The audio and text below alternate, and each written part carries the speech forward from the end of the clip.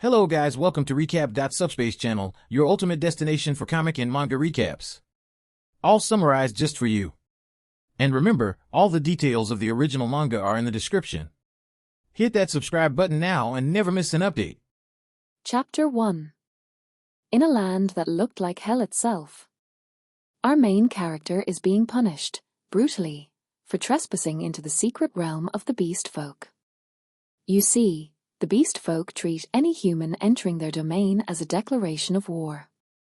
So naturally, they brought down divine punishment upon our hero. But let's rewind. Our story actually starts 5 hours earlier. Tsuyoshi, our MC, was casually munching on his food when his boss barged in. "Oi! Hurry up!" he barked. Now, for some context, this world is nothing like ours. Monsters have invaded Earth, and hunters are born to fight them.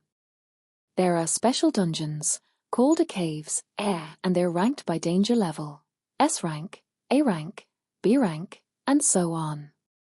But Tsuyoshi? He's not a hunter. Nope. He works for a cleaning company. Yeah, those exist here too. Their job?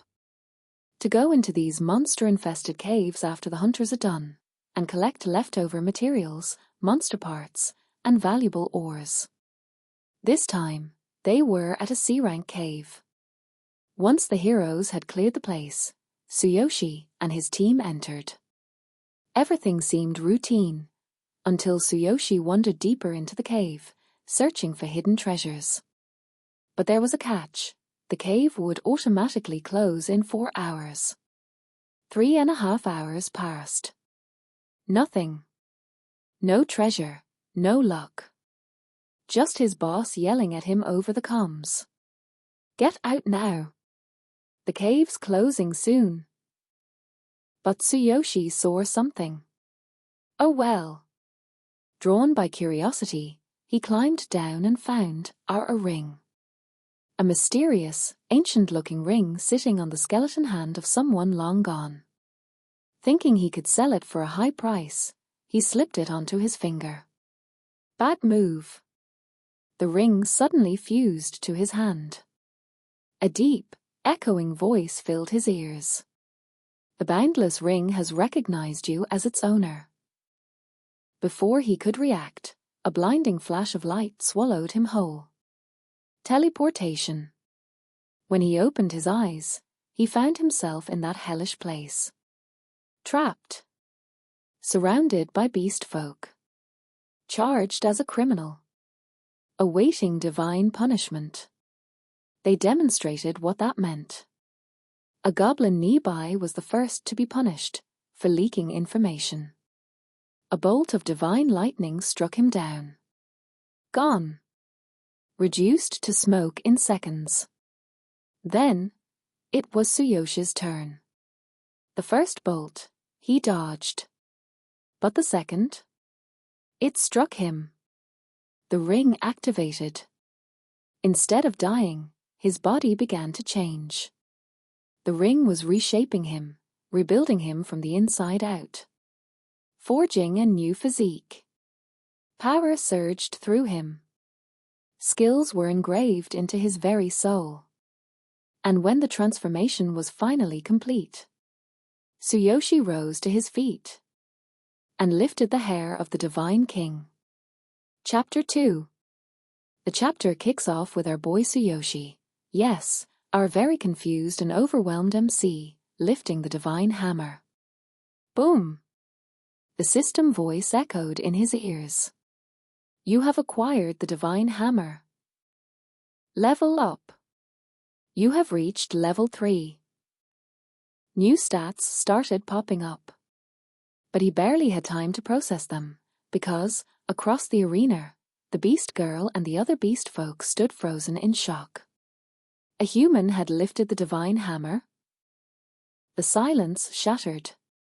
The Beast General, veins bulging with rage, leapt into the arena. "That hammer doesn't belong to you," he roared. As he charged, Tsuyoshi's passive skill, Divine Eye, suddenly activated.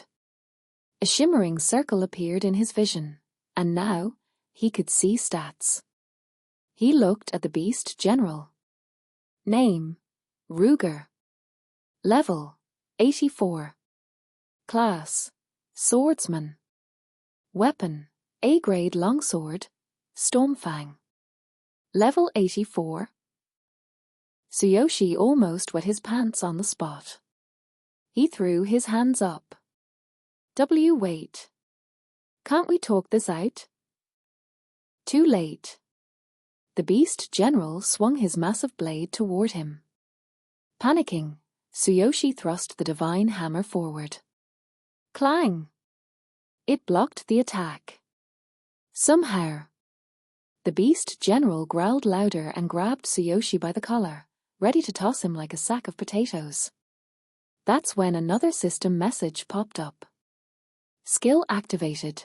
Absolute replication. The skill allowed Tsuyoshi to replicate one ability from an opponent by touching their heart. Only one skill could be stored at a time. As the general held him close, Tsuyoshi awkwardly pressed his palm against the big guy's chest. Let's just say, it was a questionable moment. We'll leave it at that. But it worked. Tsuyoshi chose the skill, Heaven Shaker. A blinding light burst from his body as he launched an attack using the copied skill. Everyone gasped. But then. Notice, due to low level, 0 damage inflicted. Yer. OF. The beast general roared and raised his blade again, but this time, the beast king himself stepped in. Enough, he commanded. He looked at Tsuyoshi, then at the hammer. It has chosen this human. The arena fell silent. Tsuyoshi introduced himself, voice trembling, and the Beast King made a proclamation. You have 1 year. Grow stronger. Return here. If you do not, I'll come find you myself. To seal the deal, the king placed a mental mark on Tsuyoshi. Like a magical GPS, but way scarier. Before leaving, the imprisoned beast girl, yes, the same one from earlier, walked up to him. Go, as she said softly, and get stronger. Out of curiosity, Tsuyoshi peeked at her stats. Name: Level: 72. Class: Dagger User. He asked the Beast King if she could be freed. Surprisingly, the king agreed. Then, whoosh! He was teleported back to his world, the cave, and the moment that started it all. Still stunned, he stared at the boundless ring on his finger. What are you? He whispered. That's when the beast girl showed up. Dressed in human clothes. Tsuyoshi's brain short-circuited. His face? Let's just say, very pervy anime protagonist energy. Some weird, slightly awkward moments followed. But before things got weirder, the system announced. Skill, Boundless Passage, cooldown complete. And just like that, ZAP. He was teleported again, back to the well. Back to that exact moment before he had been whisked away the first time. He looked around. His cleaning crew was still there. Everything felt normal. But Tsuyoshi wasn't the same anymore. The journey had begun.